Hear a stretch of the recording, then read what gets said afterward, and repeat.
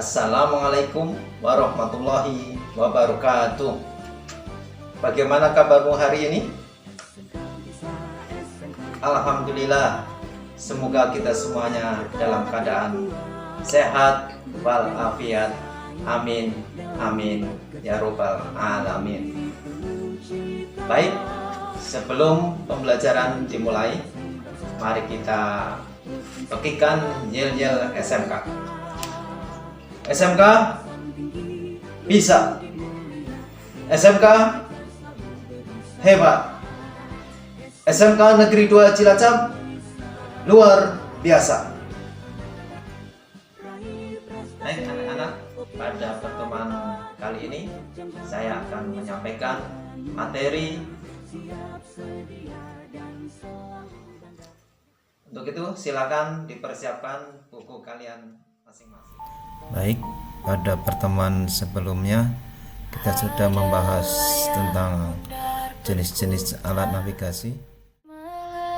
Pada pertemuan kali ini, para taruna-taruni kami harapkan mempunyai kemampuan yang pertama adalah mengidentifikasi jenis dan fungsi tombol utama di radar.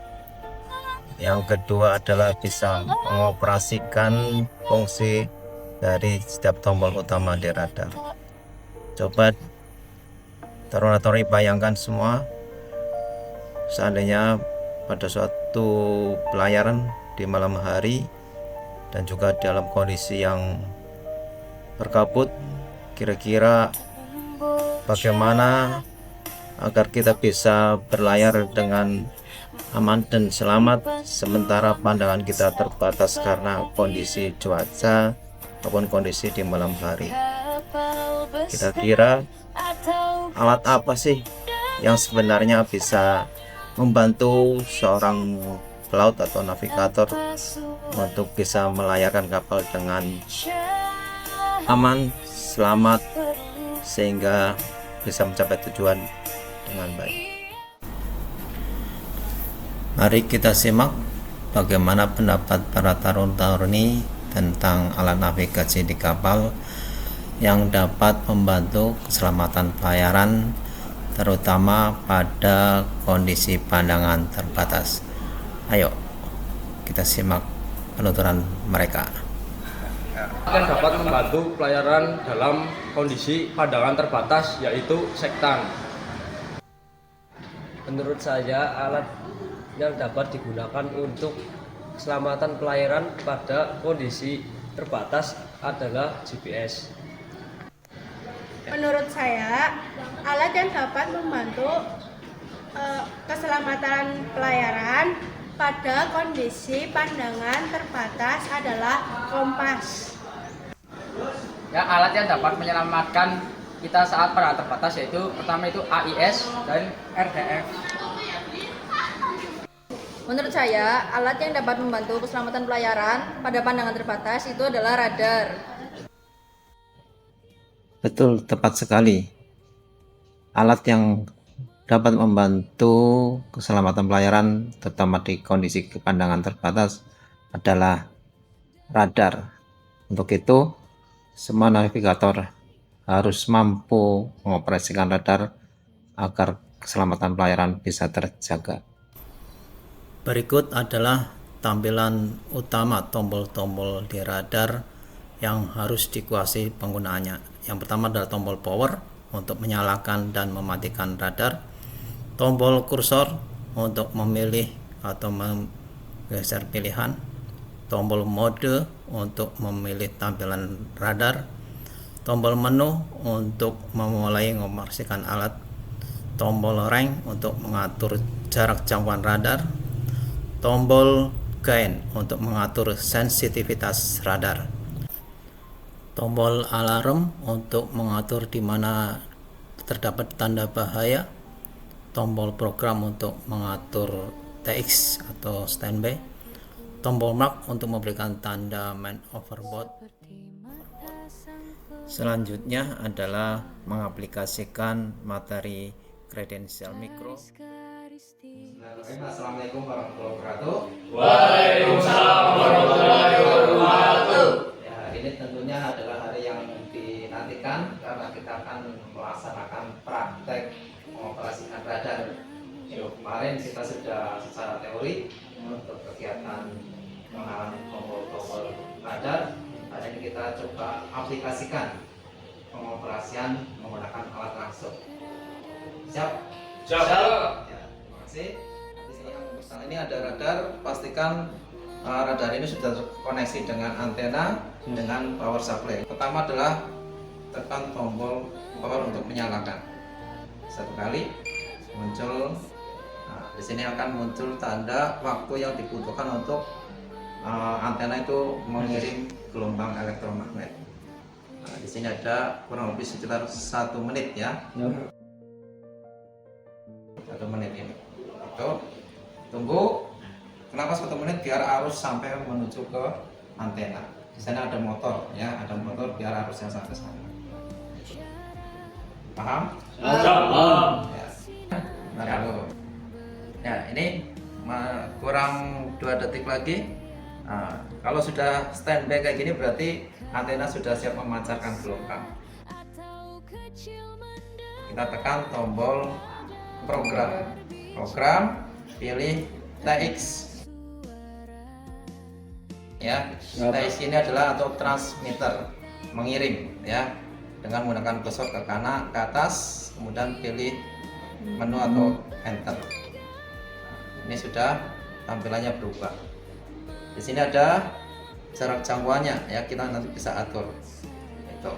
Kemudian yang pertama tombol kita kenakan mode di sini untuk mengatur tampilan layar.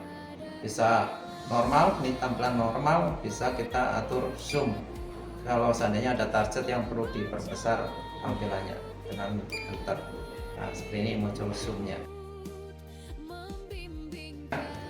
Kemudian untuk menu tadi juga hampir sama dengan program, bisa memilih TX, kemudian pilih standby kalau seandainya kita sudah menggunakan tapi mau dipakai lagi. Ya berarti standby ini enter. Nah, kembalikan seperti normal. Nah, kemudian boleh geser ke kanan, pilih TX lagi. Itu ya. Kemudian di sini ada tombol range. Ini fungsinya adalah untuk mengatur jarak jangkauan radar. Ini tertulis adalah 1,5 mil. Berarti jarak jangkauan radar ini maksimal 1,5 mil. Kemudian tombol gain. Tombol gain ini fungsinya untuk mengatur sensitivitas dari pancaran gelombang yang dipancarkan oleh antena. Ini gain, ini secara normal, ini gain, moderate. Kalau ditekan lagi gain, maka akan muncul anti-glutersi. Ini dipakai pada waktu kondisi bergelombang ya. Kalau gelombangnya besar, tampilannya agak kurang memuaskan, bisa diatur ini ke kanan. Kalau udah cukup berarti cukup di sini. Gain juga bisa dipakai lagi untuk kalau kondisi hujan, berarti muncul anti-gluter rain ya. Anti-gluter rain. Kemudian tinggal diatur juga kalau kondisi hujannya lebat, biasanya muncul bintik-bintik di sini ya, bintik-bintik, sehingga karena pengaruh tampilan dari bintik air ya, maka mengembalikan pulsanya, gelombang kemanya itu. Kemudian mark ini adalah tanda untuk seandainya ada kondisi darurat, orang jatuh ke laut, langsung tekan tombol mark ya. Berarti nanti di situ wilayah itu akan selalu terdeteksi ya. Mark juga bisa dikombinasikan dengan gain, maka akan muncul electronic bearing line ya. Ini kalau dengan EBL berarti muncul baringannya kan. Kemudian mark juga bisa kalau kombinasi dengan alarm. Nah, alarm ini berarti untuk memunculkan VRM, variable ring marker ya. Kan mark kemudian alarm maka muncul VRM-nya ini. Yang terakhir mematikan radar. Pastikan sebelum mematikan dilihat gainnya kira-kira sudah 0 belum. Kalau sudah 0 berarti sudah bisa dimatikan. Dengan cara tekan tombol power 3 kurang lebih 3 detik. Nah, sampai layar hitam kayak gini berarti sudah mati. Gitu. Seperti itu? Ya, masing-masing nanti praktek ya berkelompok. Yang satu mempraktekkan, yang satu bisa membantu. Kami dari kelompok 1 akan mempraktekkan yang diajarkan Pak Arif tadi. Pertama yaitu Pak pencet tombol power 1 kali. Nah, di sini layar sudah menyala ya guys. Kita tunggu selama 1 menit sampai ada tulisan standby di atas pojok kanan. Nah, sekarang di sini sudah tergambarkan tulisan standby. Lalu kita pencet program, pencet TX, pencet power 1 kali. Nah, di sini kita bisa menyeting untuk kecerahan Dan ketajaman.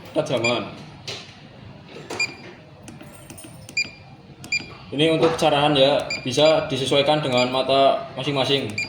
Kalau kita mencet mode akan terdapat tulisan zoom. Di sini zoom bisa digunakan untuk memperjelas lokasi atau target yang akan kita tuju. Nah, di sini sudah nampak ya. Nah, kita bisa mengarahkan kursornya sesuai yang kita mau. Di sini ada tombol range. Range digunakan untuk memperjauh jarak radarnya. Kalau kita pencet, nah, seketika akan begini. Nah, di sini kan ada milnya ya kan. Nah, tombol yaitu gain. Gain digunakan untuk mengatur. Sini ada IC range. Ya, ini bisa digunakan untuk pada saat kondisi sedang hujan. Nah, ada ICC. Ini adalah radar yang dalam kondisi bergelombang. Terus di sini ada tombol mark. Mark digunakan untuk menandai jika ada ABK kita ada yang jatuh. Jika sudah selesai, kita nolkan semua yang tadi kita sesuaikan. Lanjut pencet power selama 3 detik untuk control off. Sekian dari kelompok pertama. Begitu saja, terima kasih. Assalamualaikum warahmatullahi wabarakatuh. Kami di sini akan Menyampaikan refleksi tentang praktek cara pengoperasian radar. Yang pertama yaitu dari teman saya. Saya merasa sangat tertarik dan antusias karena menyadari bahwa radar adalah alat navigasi yang sangat penting untuk keselamatan pelayaran. Saya juga bangga dapat memahami cara kerjanya serta bagaimana perwira jaga memanfaatkan untuk menghindari tubrukan kapal. Lalu teman saya. Dan dari saya sendiri, saya mendapatkan pengetahuan baru. Seperti contohnya yang pertama, cara kerja radar yang meliputi memancarkan gelombang radio dan menerima pantulan. Yang kedua ada komponen utama seperti transmitter, receiver, antena, dan display. Yang ketiga ada dari teman saya. Dari saya sendiri bisa mengetahui langkah pengoperasian mulai dari persiapan hingga penggunaan tombol seperti gain, reg, dan tuning pada tampilan PPM. Sekian dari kami. Wassalamualaikum warahmatullahi wabarakatuh.